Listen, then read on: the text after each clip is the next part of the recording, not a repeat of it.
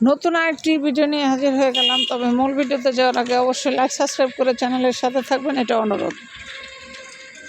মানুষ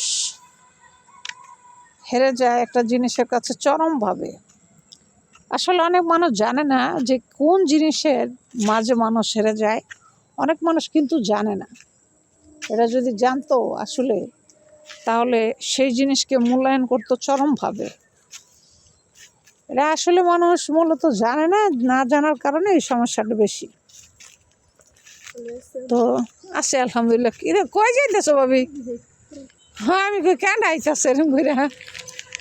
তো মানুষ যে জিনিসের কাছে হেরে যায় সবচেয়ে বেশি, আসলে মানুষ যদি জানতো এই জিনিসটা খুবই মূল্যবান সহকারে যত্ন করে জিনিসটা রেখে দিত তার নিজের কাছে।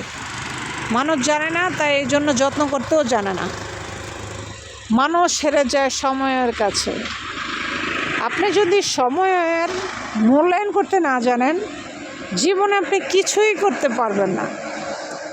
না জীবনে উন্নতি করতে পারবেন, না জীবনে সফলতার কোনো মুখ দেখতে পারবেন। কেন পারবেন না জানেন?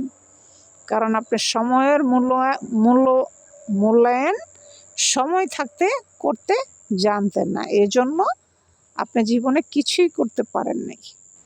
তাই সময়ের মূল্যায়ন যে করতে পারে সে জীবনে বহুত কিছু করতে পারে। আর যে সময়ের মূল্যায়ন করতে জানে না সে জীবনে কিছুই করতে জানে না। তাই সময়ের মূল্যায়ন করা শিখবেন, সময়কে মূল্যায়ন দিতে শিখবেন। ভিডিওটি ভালো লাগলে লাইক সাবস্ক্রাইব করে চ্যানেলের সাথে থাকবেন।